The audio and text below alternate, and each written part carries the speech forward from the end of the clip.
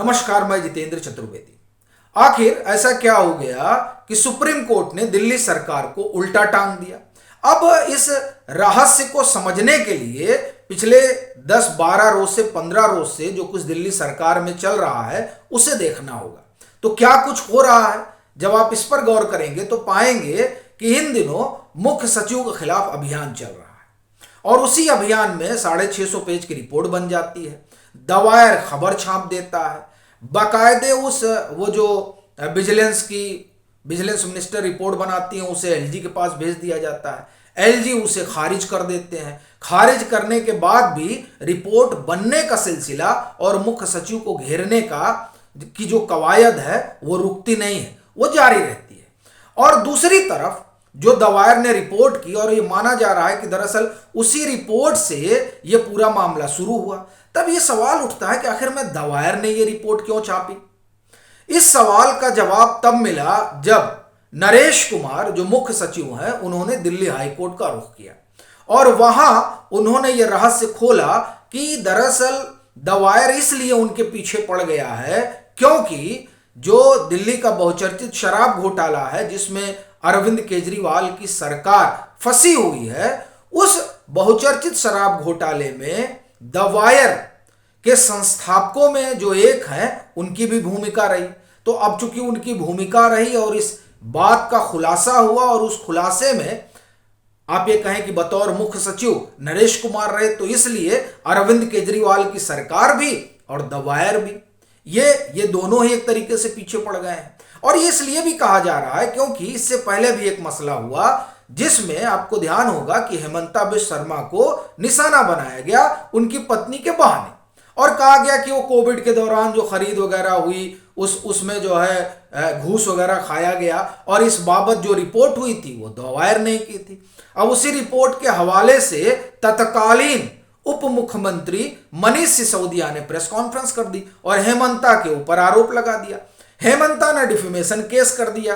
अब जब defamation case कर दिया तो अब भागते नहीं बन रहा है, करे क्या। हालांकि फिलहाल तो मनीष सिसोदिया जेल में है, लेकिन ये जो वायर ने स्टोरी की थी उस स्टोरी का आप एक तरह से कहें कि कोई सिर पैर नहीं था। ये बात तब पता चल गई जब डिफेमेशन केस में मनीष सिसोदिया जूझने लगे और अब ये जो मुख्य सचिव को लेकर इन्होंने स्टोरी की जमीन से जुड़े वाले विवाद पर, तो इसमें भी बात साफ हो गई कि बिना सिर पैर की स्टोरी करने में द वायर तेज है और ये स्टोरी इसलिए की जा रही है चूंकि अरविंद केजरीवाल सरकार से कहीं ना कहीं कोई साठगांठ है, इस तरह के संकेत मिलते हैं। अब इस पृष्ठभूमि में हम आते हैं कि सुप्रीम कोर्ट ने क्यों फटकार लगाई।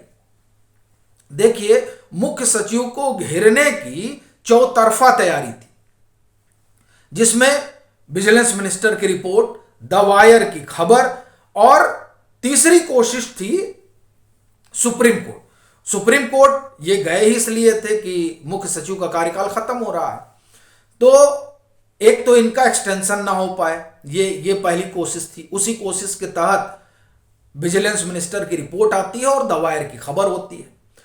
और दूसरा यह था कि जो नए मुख्य सचिव आए उन मुख्य सचिव के नियुक्ति में भूमिका रहे अरविंद केजरीवाल सरकार की, और वो ऐसा इसलिए भी चाहते हैं क्योंकि ये जो अध्यादेश आया और उसके बाद में वो कानून की शक्ल ले लिया, तो अब जो है पूरा अधिकार केंद्र सरकार के पास, यानी गृह मंत्रालय तय करेगा कि कौन मुख्य सचिव होगा। अरविंद केजरीवाल चाहते हैं, उनकी सरकार चाहती है कि उनकी भूमिका रहे, इसलिए वो लोग सुप्रीम कोर्ट गए।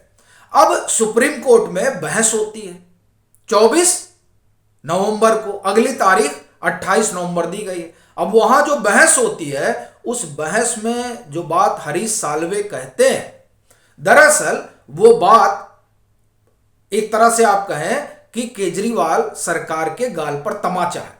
और ये इसलिए, और वो जो हरीश साल्वे कह रहे हैं उस बात को सुप्रीम कोर्ट कह रहा है कि हां ऐसा नहीं होना चाहिए। क्यों?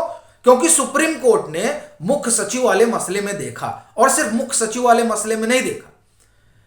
पहले अगर आप देखें तो किस तरह से ब्यूरोक्रेसी से अरविंद केजरीवाल की सरकार भिड़ी हुई है, यह बात साफ जाहिर हो रही है।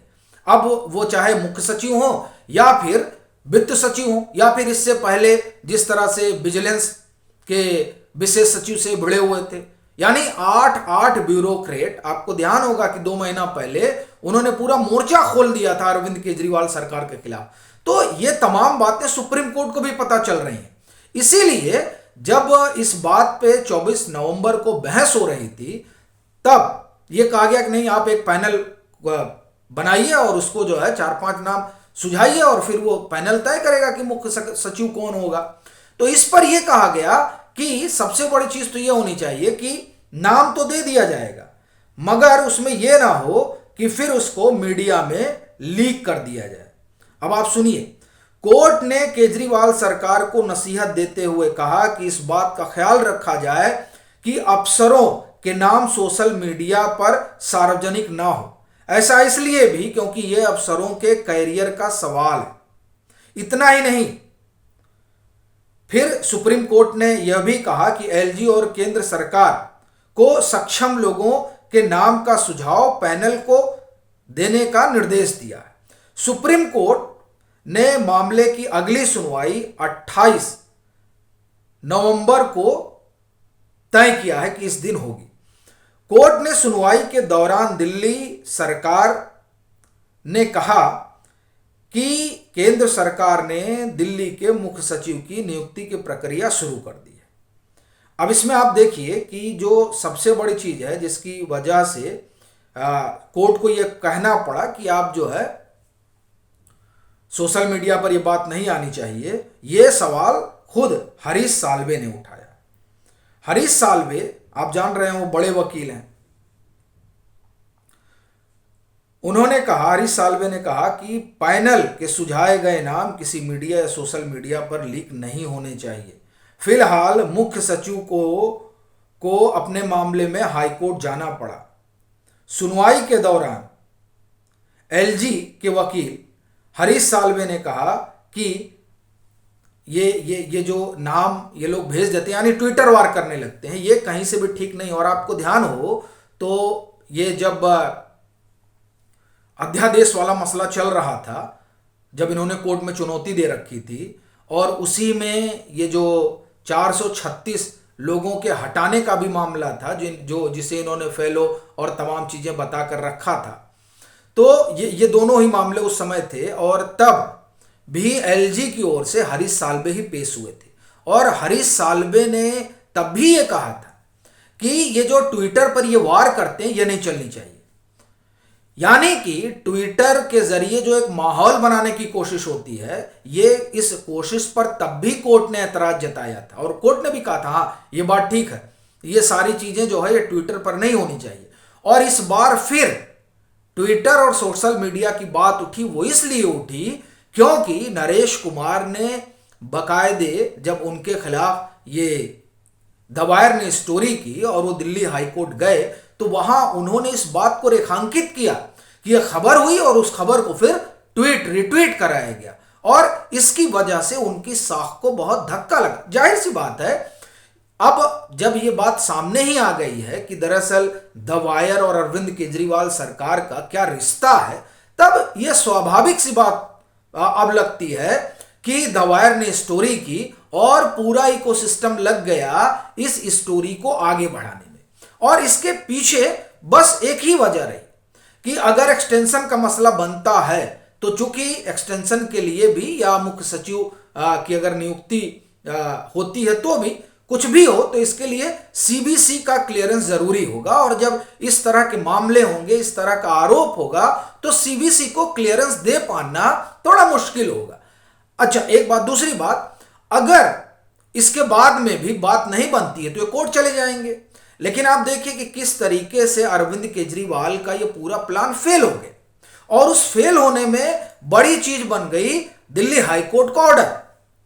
दिल्ली हाईकोर्ट में दवायर ये साबित नहीं कर पाया कि उसके पास कोई आधार है, और दरअसल यही वजह है कि ये बात जो है सुप्रीम कोर्ट भी तक, भाई देखिए खबर आई तो सुप्रीम कोर्ट ने भी ये देखा होगा कि साहब ये लोग तो मतलब अभियान ही चला रहे हैं, और अभियान क्यों चल रहा है उसकी वजह सबको पता है। इसीलिए साफ तौर पर कहा गया कि पैनल के पास नाम तो जाएगा, लेकिन इसका मतलब यह नहीं कि वो मीडिया में लीक कर दिया जाए, वो सोशल मीडिया पर डाल दिया जाए।